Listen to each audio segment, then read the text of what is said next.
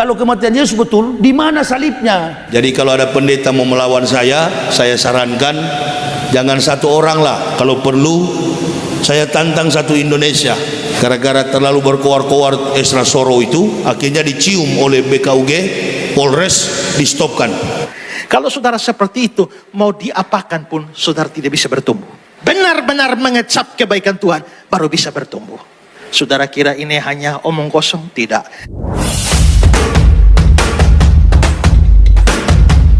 Yang bisa benar-benar mengecap itu. Ada orang Kristen cinta agamanya. Saudara, waktu Yahya Waloni mualaf itu, seorang iman Kristen membabi buta, banyak orang Kristen sakit hati. Lalu ada orang Kristen dari Alor sana, di NDT sana, dia telepon saya, dia bilang, Pak Pendeta, saya sakit hati sekali dengan orang itu. Dia terlalu menghina Tuhan kita, dia terlalu menghina agama kita. Kalau Bapak Pendeta izinkan, kasih saya 2 hari saja dia selesai. Maksudnya apa? Maksudnya kasih saya waktu 2 hari saja, saya pakai kuasa gelap, mati dia langsung. Saking cintanya pada Yesus, saking cintanya pada agamanya, dia rela bunuh orang pakai kuasa gelap. Pertanyaannya, apakah orang itu sungguh-sungguh cinta Yesus? Tidak. Jadi pendeta-pendeta itu orang yang memalsukan Alkitab, Bible. 200 tahun Isa sudah diangkat di langit keempat, baru kitab suci Kristen ini muncul. Nah ini, berdiri di atas spekulasi logika filsafat manusia. Maka ketuhanan yang mereka anut adalah ketuhanan filsafat, teori filsafat,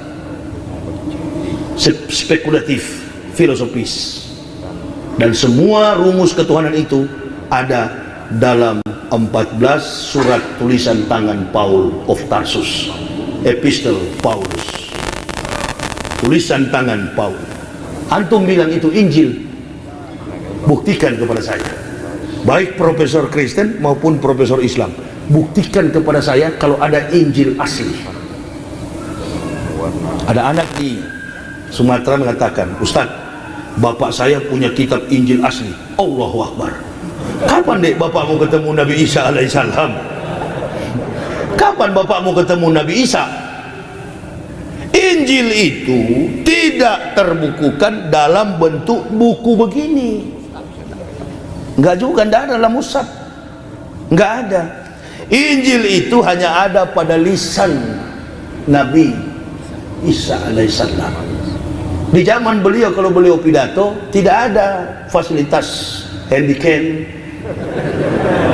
alat perekam dan sejenisnya. Enggak ada. Misterius.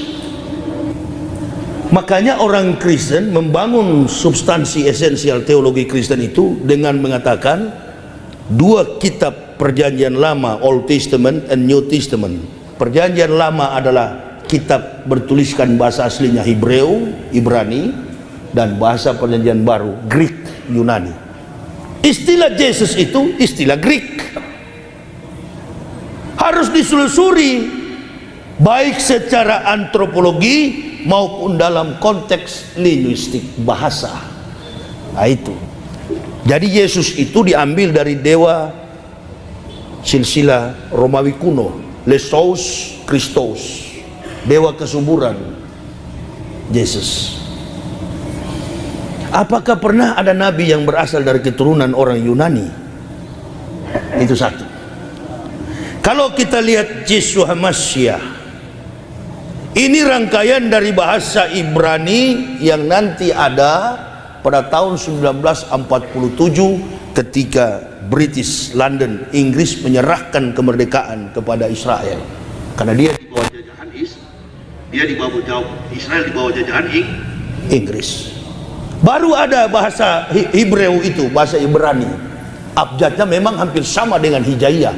Alef, Bet, Gimel, Dalet, He, Waw, Sayin, Ket, Tet, Yod, Kaf, Lamet, Mem, Nun, Samek, Ayin, Pesade, Kofresi, Shin, Tau. Penulisannya pun dari kanan ke kiri dan tidak menggunakan vowel, huruf hidup, semuanya konsonan. Atau dalam bahasa kita Islam ini ada kitab satu itu namanya sorogan atau gundul, kitab yang tidak mempunyai sakal. Itu tulisannya dari kanan ke kiri. Alhamdulillah sampai hari ini banyak pendeta tidak tahu di Indonesia ini. Makanya saya tunggu-tunggu kalau jadi debat ini. Allahu Akbar. Memang saya gulung-gulung di depan ini. Iya. Dia nggak tahu. Kalau dia tahu tentang Nabi Isa, betul-betul mereka tahu siapa Isa, bagaimana sepak terjang dakwah Isa, dari silsilah keturunan Isa, insya Allah saya yakin 1000% mereka pasti converts, masuk Islam. Tapi persoalannya karena tidak tahu, ini persoalannya, karena nggak paham. Menuduh-nuduh Muhammad ini adalah orang yang membawa Al-Quran, membuat Al-Quran. Mana mampu Rasulullah SAW. Al-Quran ini bukan buatan Muhammad. Sebelum Muhammad datang, Al-Quran sudah datang.